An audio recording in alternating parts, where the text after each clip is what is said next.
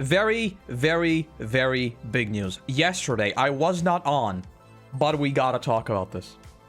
PlayStation 5 Pro is out November 7th at $700, right? And unfortunately, the EU gets to pay what people started calling the Concord tax.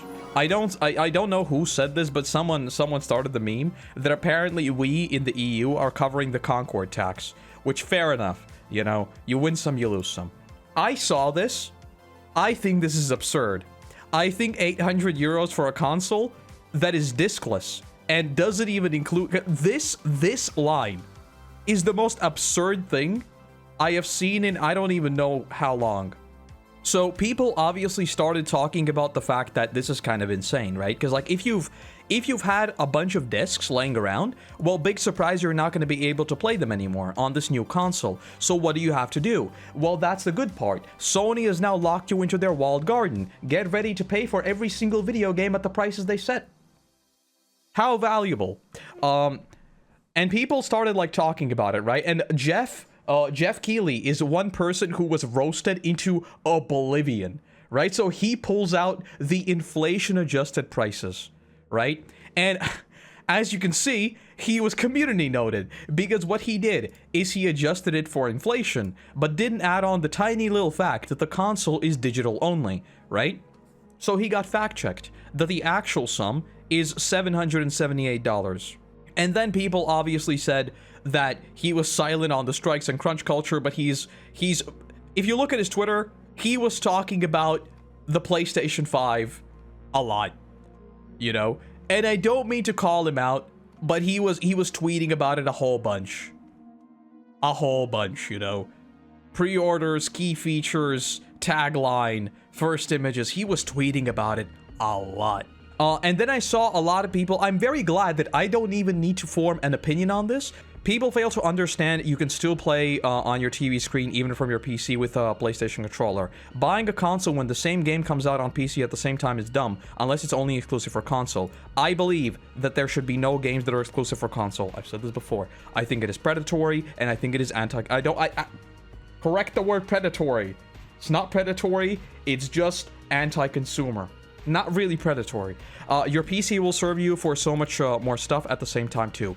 True and real. If you buy a PC at this price, I think like dollar for dollar, euro for euro, chances are the PlayStation 5 Pro will probably give you better performance, like purely on benchmarks. But you must remember that a PC is a PC, right? And then people went even deeper on this, right? So obviously, number one, all of your games that you've bought at already inflated prices probably will not work on the PlayStation unless you buy an additional thing. So on top of the ludicrous price, you'll be paying the great privilege of being able to use the games you've already bought. Once again, this does not happen on a computer. It just doesn't. And then people started talking about like this price adjusted thing. Well, the thing is, if you look at the price adjustment thing, PlayStation 3 was very, very expensive, right? This is technically legit, right? But adjusted for the thingy, it's actually the same price as a PlayStation 3. And the problem is, I even know this, PlayStation 3 had backwards compatibility. It was a DVD player, and it was a Blu-ray player. If you go back, because I was there when this old magic was written, a lot of people memed that the PlayStation was basically a Blu-ray player. That was a whole meme on the internet, that people use their PlayStations for just Blu-rays. I remember this, right? And people said this again. Native backwards compatibility, disk drive included, supported CDs, DVDs, Blu-rays, free online play, consoles can stand without an accessory. So basically, to break this down, right? Because I do think a lot of people are kind of like, they're in the console sphere, and I think they're not really like thinking outside of the walled garden that Sony has now imposed on them. So basically, what you're gonna have to buy, hypothetically, let's say you want to play GTA 5 online. You buy a console for 800 euro. I believe this 800 euro price is not actually going to be totally indicative because usually in Europe, when you have local retailers, the prices are actually not going to be like 100% 800 euro. That's usually just how it goes. Usually it's like 800 something. Even if it's not, right? Then you potentially have to buy the disc, right? The disc thingy. So that is 80 euros or something on top of that, right? If you want to have a vertical stand, you're going to have to buy that too. Now you have to buy the game, which is going to be probably like a timed exclusive on PlayStation, right? Hypothetically. So that's another $80 on top. And then the most beautiful thing is if you want to play online, you need to pay an additional subscription to your basic internet connection to play the game online. So now we're up to like, what, 900, maybe 1,000 euro at this point, right? Combined with the game, combined with the disk drive, combined with everything else. Now at this point, I don't think there's a single thing you could say that convinces me that this is better value, right? In the long run. In the long run. Not maybe game for game, but if you aim to use this thing for longer than a few months and a few games, I cannot see it beating a computer in basically any shape, way, or form. Because if you even look at something like a Steam Deck, this is the example that I keep coming back to. A Steam Deck, the best Steam Deck with you don't need an OLED screen. You don't. And 1 terabyte of storage is not even 700 euro. And this doesn't lock you into anything. People have been modding the Steam Deck in a dozen different ways, and you have access to the entire Steam library, not just Sony's weird walled garden thing, where if it's a digital-only console, you can't even buy games properly, right? You're only going to be able to buy them through the PSN thing.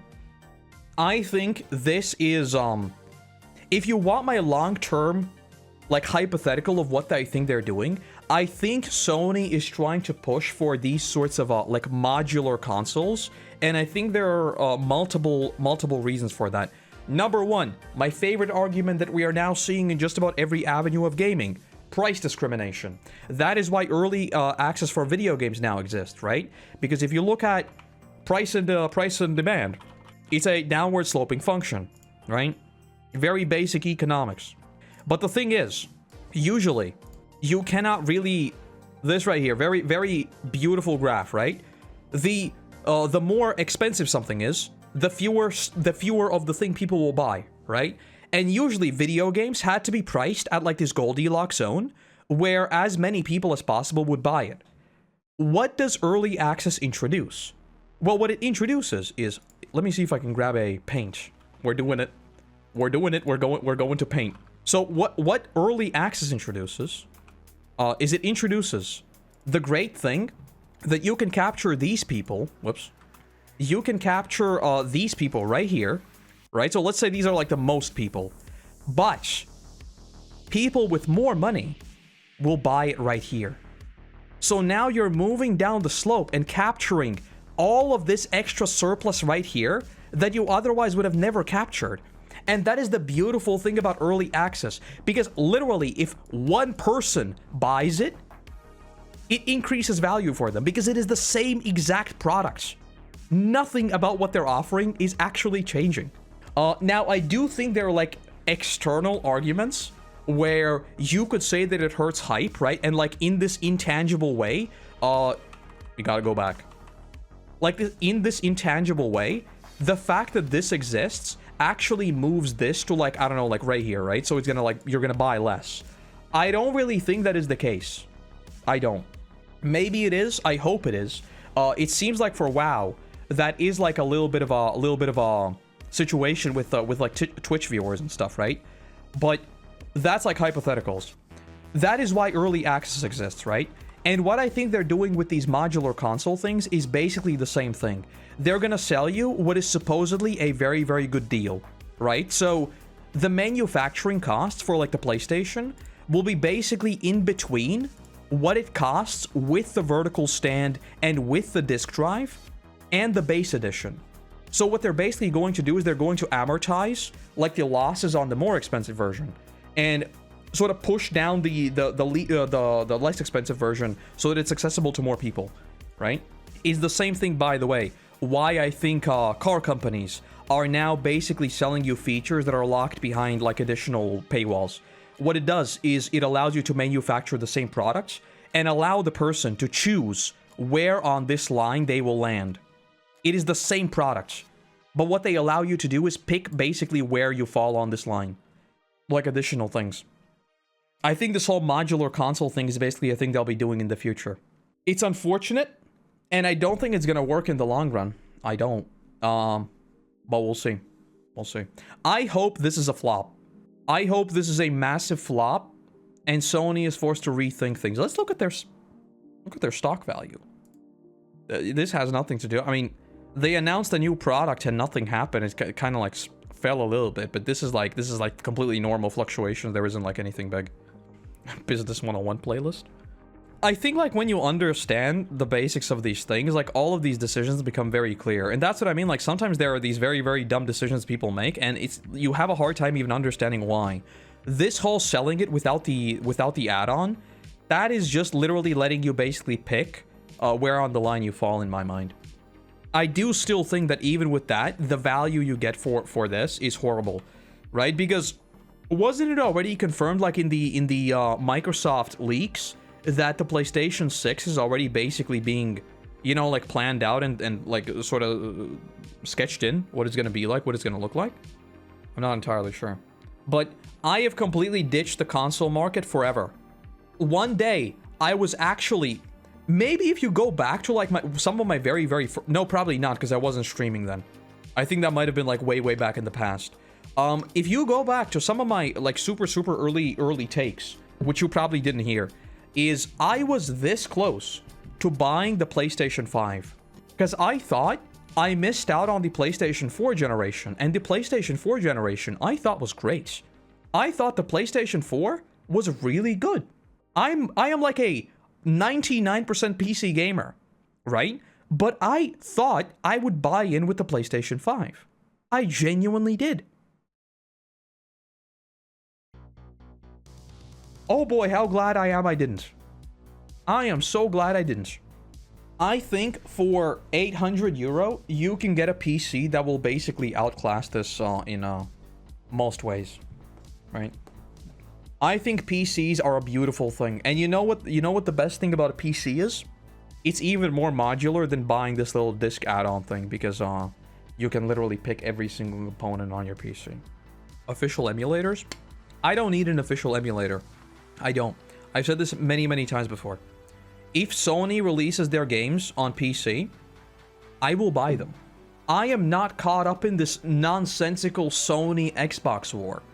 I literally don't care. These are grown people being happy that a billion-dollar company has locked them into a walled garden. That is what people are celebrating. Unironically being taken advantage of by billion-dollar companies. Every single time they will release their games on PC and I'll be able to buy them, unlike Helldivers 2, which as you can see is not there, right? I cannot buy Helldivers 2. If they release their games on Steam, I will happily give them my money. I will happily support Sony. I will happily support their studios. Just give me the opportunity to do that. If you're gonna put your games behind an exclusive paywall, well, you're not getting a penny from me. You're not getting a console from me. You're not getting any money from that, and that's it. How much space it takes up? How much effort it is to change the setup? Yeah, I don't know. Maybe it's because like because I mean, there's a reason why I always meme about the whole I was there when the old Magic was written. I literally grew up with a freaking mouse in my hand. So, I've been tinkering with PCs since I was like 5. Maybe if you're like never done anything on a PC, then what do you think is the right price? Well, this is kind of a... I'm gonna click the lowest one just because that's what everyone's gonna pick, right?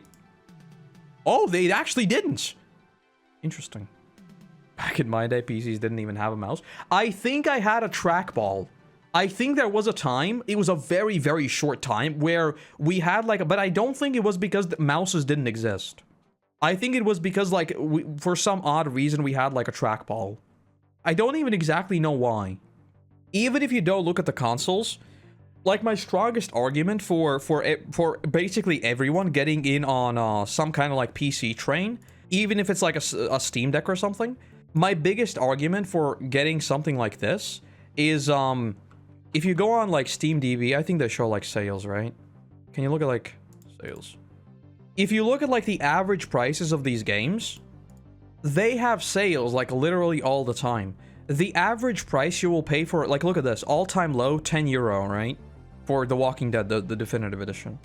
All of these things And there are third-party resellers which you can probably get it like even lower, right?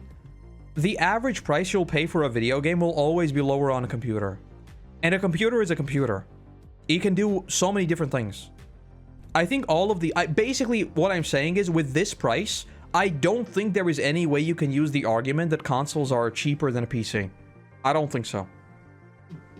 Straight up. I think, like, on a very, very, very surface level, if you just tell me, wow, a PC with a freaking RTX 4070 Ti Super is more expensive than a console, yeah, but the console is not comparable to a 4070 Ti Super. It's not. The 4070 Ti Super is much stronger than this thing. At least I'm like 90% sure that's the case. But I don't think there's like a argument of value for money anymore. You can play your PC game through GeForce Now on Xbox. Well, I mean, Xbox, unlike Sony, I think they've realized that, like, as a part of Microsoft, it just makes sense to, like, merge everything in one place. You know, because, like, Microsoft keeps making money, whether you're on an Xbox or whether you're on a PC. It doesn't matter. Because what does Microsoft own? Windows. So it's like a win-win. But $800 for a freaking... I was going to say DVD player, but the ironic part is that it's not a DVD player. And I didn't even mean to joke about that. It just happened. A serendipitous outcome.